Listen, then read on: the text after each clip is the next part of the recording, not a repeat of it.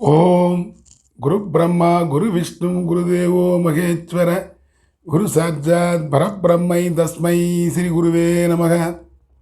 ஓம் வருஷபத்வஜாய வித்மகே கருணிகஸ்தாய தீமகி தன்னோ குரு பிரச்சோதயாத். வணக்கம், நான் உங்கள் அஸ்ட்ரோவருண். வர இருக்கும் குரு பயிற்சி கும்பராசிக்கு என்ன நல்ல பலன்களை செய்ய வருகிறார் அப்படிங்கிறத நாம் இந்த பதிவில் பார்க்கலாம். அதற்கு முன்பாக இந்த குருவானவர் எந்த நாளிலே எந்த நேரத்திலே பயிற்சி ஆகிறார் அப்படிங்கிறதையும் பார்த்துடலாம்.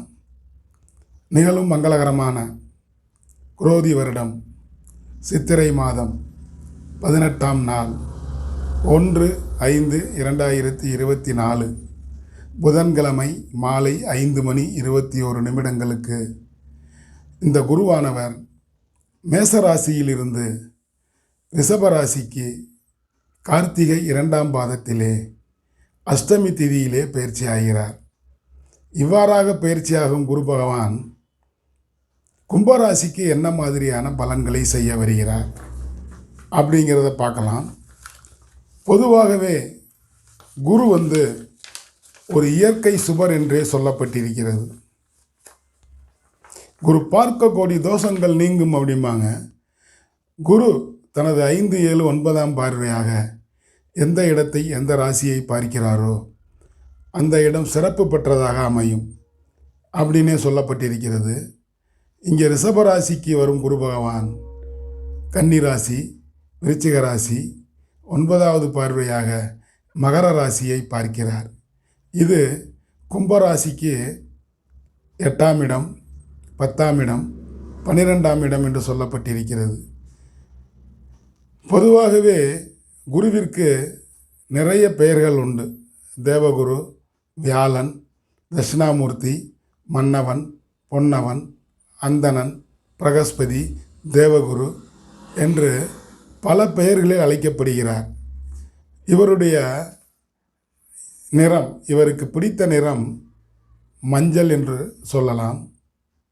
இவருக்கு பிடித்த தானியம் கொண்டக்கடலை, சுண்டல் என்று சொல்லுவார்கள். நமது உடம்பு பகுதியிலே பிடித்த இடம் இருதயம், இருதயத்திலே குடிகொண்டிருப்பார். ஹார்ட் பகுதியை சொல்லலாம். இவருக்கு பிடித்த மலர், பூ என்று சொன்னால் முல்லைப்பூவை சொல்லலாம். கிரக வரிசையிலே ஆண் கிரகத்திலே வருகிறார். அங்கிரீச முனிவருக்கு 7வது குழந்தையாக பிறந்திருக்கிறார். நியூமராலஜியிலே இவருடைய எண் 3 என்று கொடுக்கப்பட்டிருக்கிறது. குருவின் நம்பர் 3 என்று தெரிந்து கொள்ளலாம். இப்படியாக குரு பயிற்சியாகும் மேசத்திலிருந்து ரிஷபராசிக்கு பயிற்சியாகும் குரு கும்பராசிக்கு என்ன மாதிரியான பலன்களை செய்ய போகிறார். கும்பராசிக்கு 4ஆம் இடமான ரிஷபராசிக்கு குரு பயிற்சி ஆகிறார். ரிஷபகுரு கும்பராசிக்கு 8, 10, 12ஆம் ஆகிய வீடுகளை பார்க்கிறார். 8ஆம் இடம் என்பது ஆரோக்கியத்தை சொல்லக்கூடிய இடம். உங்களது தேக ஆரோக்கியத்தில் நல்ல முன்னேற்றம் ஏற்படும். இதுவரை இருந்து வந்த மருத்துவ செலவுகள் இந்த குரு பயிற்சிக்கு பிறகு படிப்படியாக குறையும். மருத்துவ செலவுகளும் குறையும், அலைச்சல்களும் குறையும். உடலில் இருந்து வந்த பிணக்குகள், பிணிகள் எல்லாமே ஓடிவிடும். வாகனம் ஓட்டுபவர்கள் மிகுந்த கவனமாக வாகனத்தை ஓட்டவும். 100ல் போனால் 108 தான் வரும். பாதுகாப்பு உபகரணங்களை கட்டாயம் கையாளவும். ஹெல்மெட், நீங்கள் அதிக தூரம் ஒரு 50 கிலோமீட்டர், 80 கிலோமீட்டர், 100 கிலோமீட்டர் போகிறீங்கன்னா கையில் க்ளவுஸ் போட்டுக்கோங்க. கையுறை இதையெல்லாம் போட்டால் இது உங்களுடைய தலைக்கவசம், உயிர்கவசம் என்பார்கள். ஆக தலைக்கவசம், ஹெல்மெட், கையுறை போன்றவற்றை போட்டிக்கொண்டால் உங்களுடைய விபத்திலிருந்து தப்பித்து கொள்ளலாம். ஆக வண்டி ஓட்டுபவர்கள், வாகனத்தை ஓட்டி செல்பவர்கள் மிகுந்த கவனமுடன் இருப்பது நல்லது. சாலையில் செல்லும் பொழுது சாகசங்களை தவிர்க்கவும். அப்படியும் நான் தான் சாகச புலி என்று சொன்னால் சங்கடங்களை சந்திக்க நேரிடும். ஆகவே வண்டி வாகனங்களில் செல்வோர் மிகவும் கவனமுடன் இருப்பது நல்லது. கும்பராசிக்கு நாளில் குரு வருவதால் கல்வி பயிலும் மாணவர்கள் படிப்பில் சுட்டியாக இருப்பார்கள். மதிப்பெண் பெறுவதிலும் முதலிடம் பிடிப்பார்கள். படிப்பில் நல்ல மார்க் வாங்கி உயர்கல்விக்கு செல்ல வேண்டிய இடத்திற்கு நகர்வீர்கள். ஒரு சிலர் வெளிநாடு சென்று படிக்கும் பாக்கியத்தையும் பெறுவார்கள். உங்களுடைய தாயாரின் உடல்நிலையில் இதுவரை இருந்து வந்த ஆரோக்கிய குறைபாடுகள் நீங்கி ஆரோக்கியமாக இருப்பார்கள். திட ஆரோக்கியத்துடன் இருப்பார்கள். மருத்துவ செலவுகள் முற்றிலுமாக நீக்கப்படும். கும்பராசிக்காரர்கள் புதிதாக வாகனம் வாங்க போகிறீங்க. இதுவரையில் நடந்து போயிட்டுருக்கவங்க சைக்கிள் வாங்குவீங்க. சைக்கிளில் போயிட்டுருக்கவங்க 2 வீலர் வாங்குவீங்க. 2 வீலர் வச்சுருந்தா ஒரு 10-15 வருஷம் ஓட்டியாச்சுன்னு சொல்லி இனிமேல் நாற்சக்கர கார் வாங்குவீர்கள். விவசாயிகள் ஆடு மாடுகளை வாங்கி நல்லா ஆடு மாடு வாங்கி பால் கறந்து அதன் மூலம் லாபம் பெறுவீர்கள். ஆக புதுசாக ஒரு 2 வீலரோ இல்லை 4 வீலரோ வச்சுருந்தீங்கன்னா அந்த இதை பழைய வாகனத்தை கொடுத்து புதிய வாகனமாக மாற்றிக்கொள்ளும் சமயம் இது. கும்பராசிக்கு 4ஆம் இடம் என்பது வாகன சுகம். வாகனநாதன் நாளில் வந்திட்டால் வாகன சுகம் ஏற்படும்பாங்க.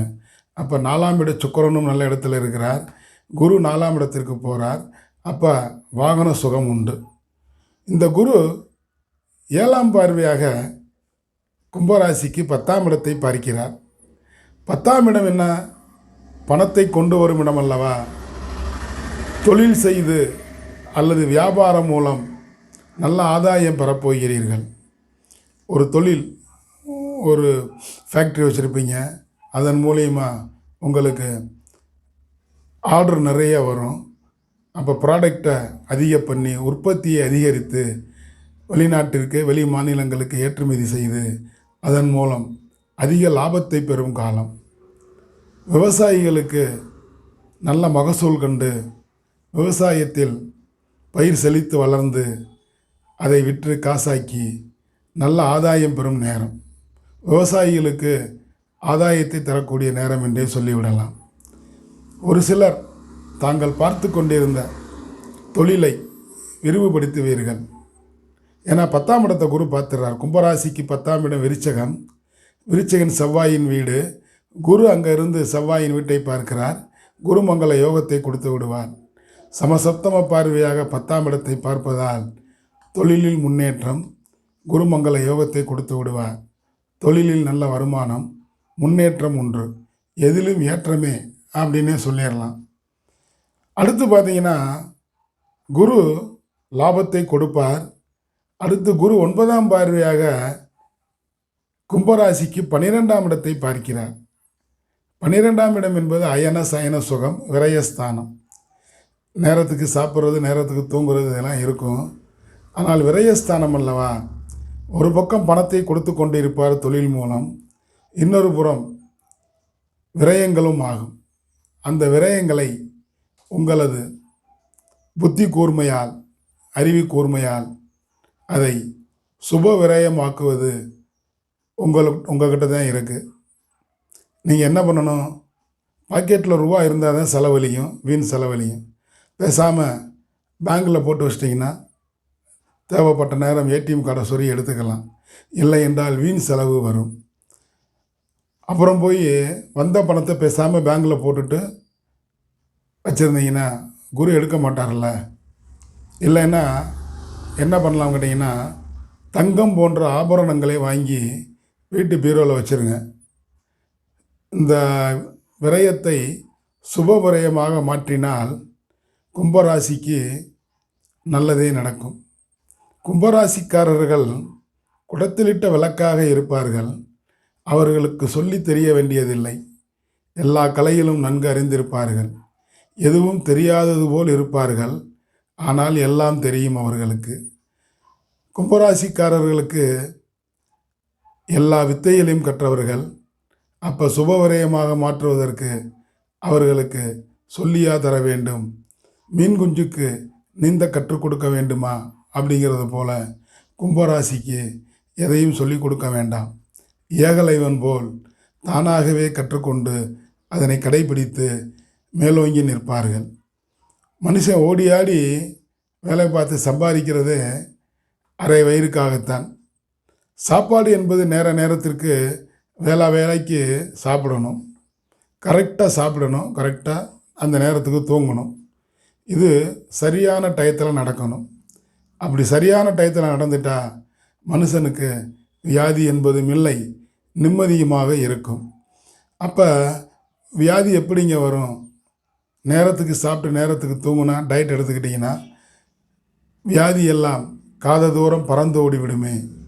குரு 12ஆம் இடமான அயன சயன ஸ்தானத்தை பார்ப்பது, சாப்பாடு தூக்கம், இந்த ரெண்டுமே இந்த கும்பராசிக்காரங்களுக்கு சரியாக கிடச்சிரும். நிறைகுடம் தழும்பாது என்பார்கள்.